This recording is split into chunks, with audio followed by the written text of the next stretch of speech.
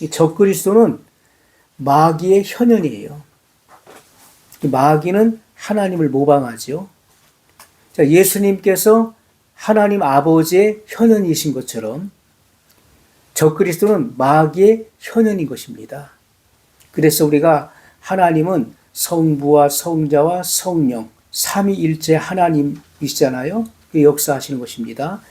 이 마귀도 마찬가지예요. 마귀와 적그리스도와 거짓 선지자 이렇게 삼위일체 이게 그 합자가 되어서 역사하는 것입니다.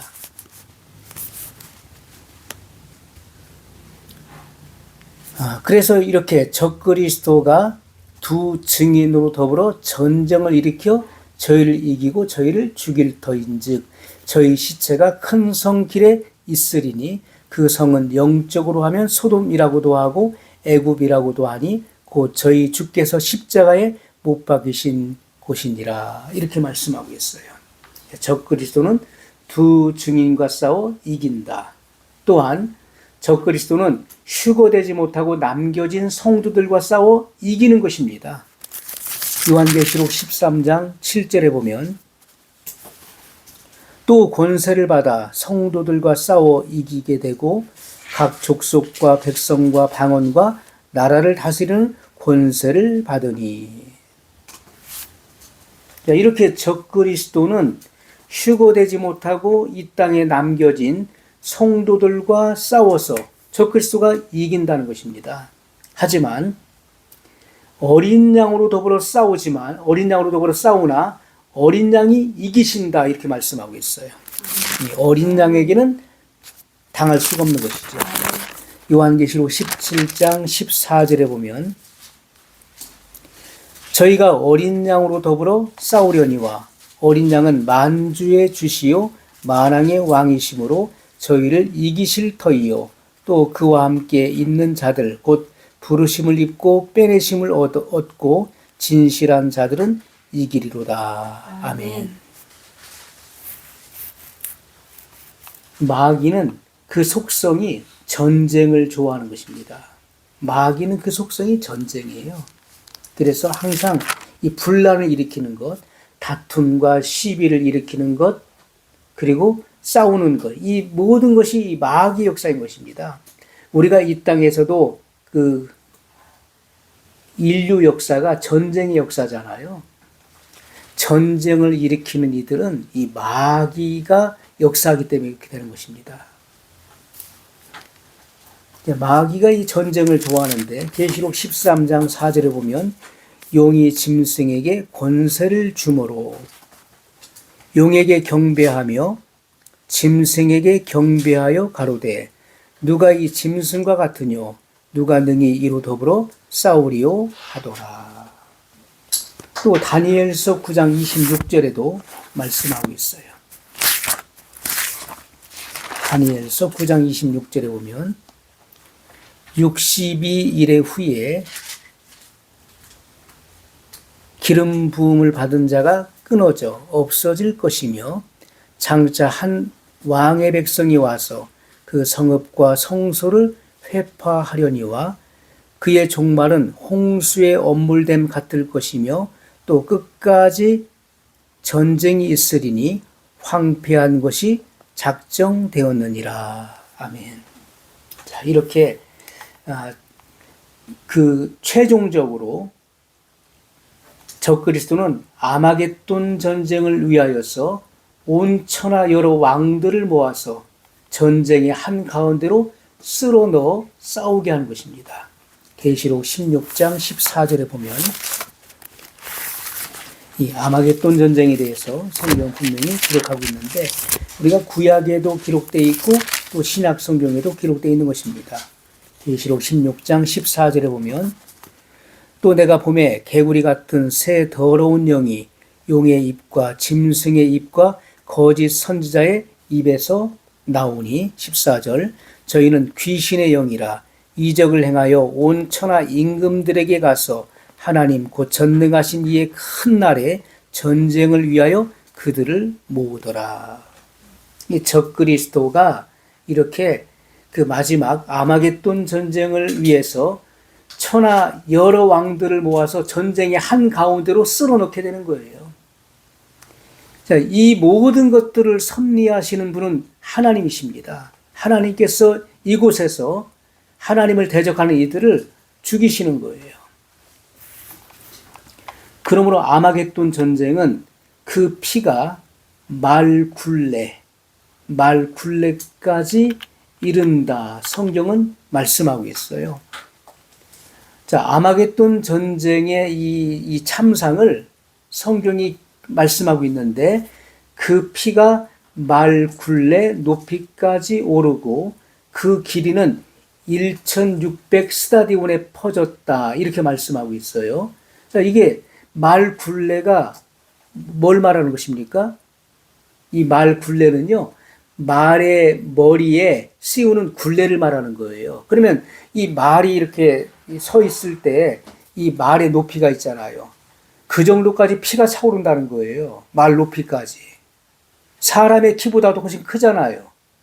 그러니까 이 피가 아마겟돈 전쟁을 통해서 흘릴 그 피가 이 말의 이 얼굴, 그 말의 머리에 씌우는 그 굴레까지 피가 이렇게 그만큼 오르고 그 길이가 1600 스타디온, 그것은 307km입니다.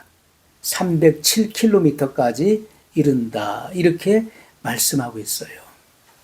그러면 307km는 어느 정도 됩니까? 서울에서 대구까지예요. 그 정도 길이까지 피가 이 그 머리까지 차서 그 길이까지 흐를 정도로 이렇게 많은 피를 쏟게 된다는 것입니다. 그러므로 이 전무후무한 전쟁이 되는 것이죠. 이렇게 대환란 후에 주 예수님께서 공중에서 지상으로 강림하실 때 적그리스도가 땅의 왕들과 모든 군대를 동원하여 주님의 재림을 막게 되는 것이죠. 주님께서 지상으로 강림하지 못하도록 총공격을 감행하는 것입니다. 그러다가 산채로 붙잡히게 되죠. 적그리스도와 거짓 선지자가 산채로 붙잡혀서 불과 유황이 타는 못에 던져지게 되는 것입니다. 요한계시록 19장 11절에 보면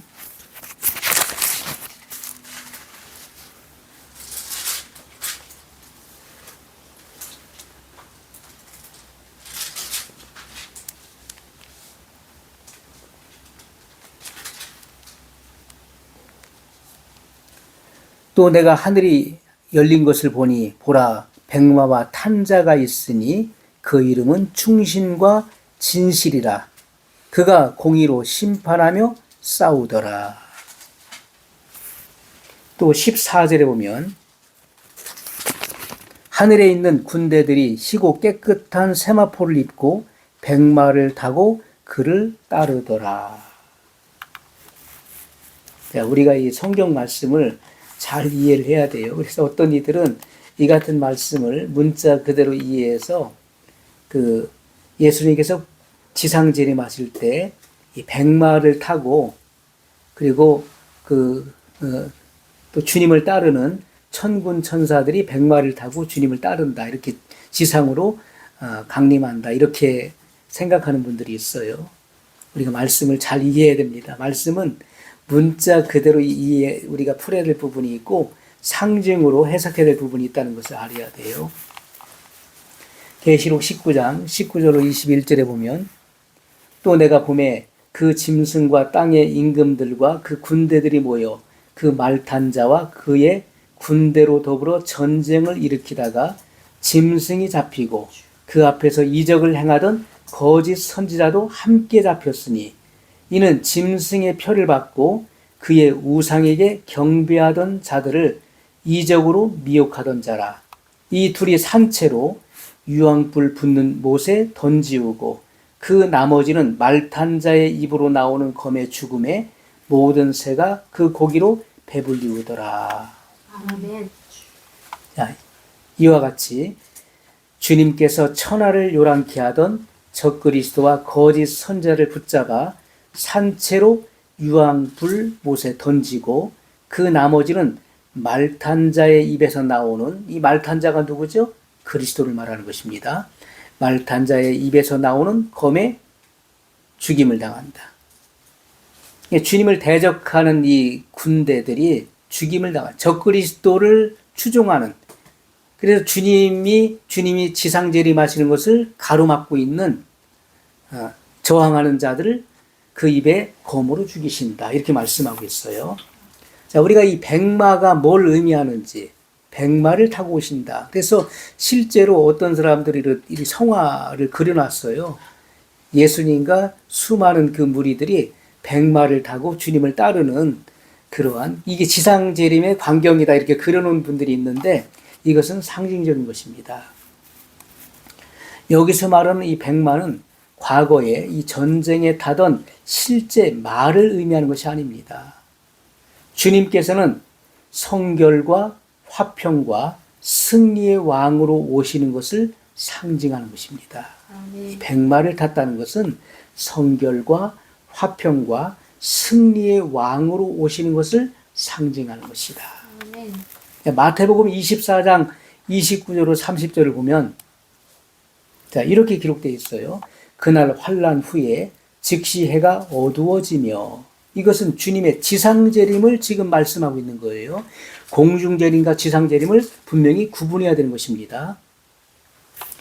그날 환난 후에, 주님의 지상재림은 환난 후에 이루어지는 거예요. 공중재림은 환난 전에 이루어지는 것이고, 지상재림은 환난 후에 이루어지는 것임을 우리가 알아야 돼요.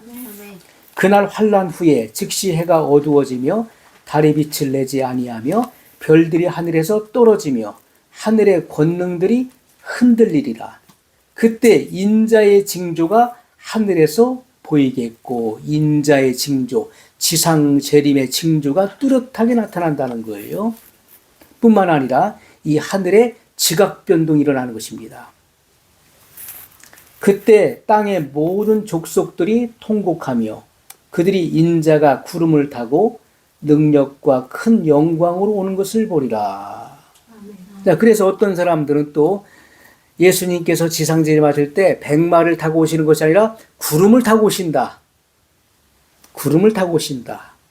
자, 그런데 주님께서 구름을 타고 오신다는 이 말의 의미는 이 수증기로 만들어져 하늘에 떠 있는 구름을 말하는 것이 아닙니다.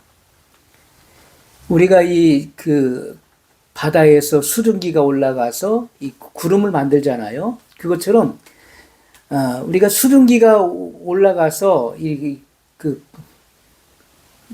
구름을 만들죠. 이 구름을 형성하죠.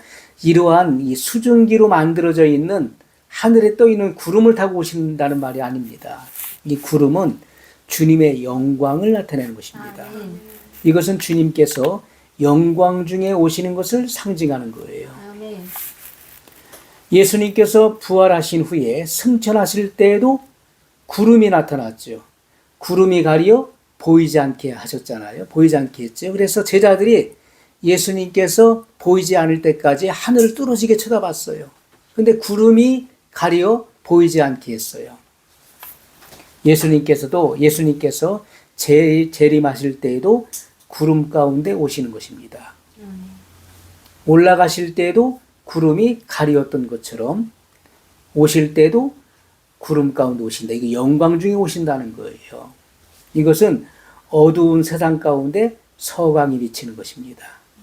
칠흑같이 어두운 세상 가운데 이 서광이 비친다. 주님께서 지상 재림하심으로 서광이 비친다.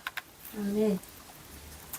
자, 이때 주님께서는 하늘에 있는 군대는 누굽니까? 천군 천사를 말하는 거예요. 하늘에 있는 군대들과 모든 성도들과 함께 지상으로 재림하시는 것입니다. 계시록 19장 14절에 하늘에 있는 군대들이 희고 깨끗한 세마포를 입고 백마를 타고 그를 따르더라. 이렇게 말씀하고 있죠.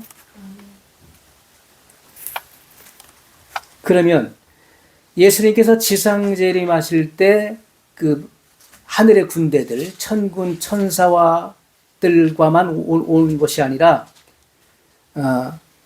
부활한 성도들, 그리고 휴거된 성도들, 살아서 휴거된 성도들과 함께 온다는 것을 성경 분명히 증거하고 있어요. 데살로니가전서 3장 13절에 보면 우리가 성경적 증거가 가장 중요한 것입니다. 이 성경에 없는 것을 말하면 잘못된 거예요. 항상 성경에서 그 증거를 찾아야 되는 것이죠. 너희 마음을 굳게 하시고 우리 주 예수께서 그의 모든 성도와 함께 강림하실 때의 지상재림을 말하는 것입니다. 하나님 우리 아버지 앞에서 거룩함에 흠이 없게 하시기를 원하노라. 아멘. 자, 이와 같이 우리가 계시록 19장 14절에는 하늘에 있는 군대들이 희고 깨끗한 세마포를 입고 백마를 타고 그를 따르더라. 이렇게 말씀하고 있고, 데살로니가전서 3장 13절에는 우리 주 예수께서 그의 모든 성도와 함께 강림하실 때 이렇게 말씀하고 있죠. 그래서 이 같은 말씀들을 조합해 볼 때 예수님께서 지상 재림하실 때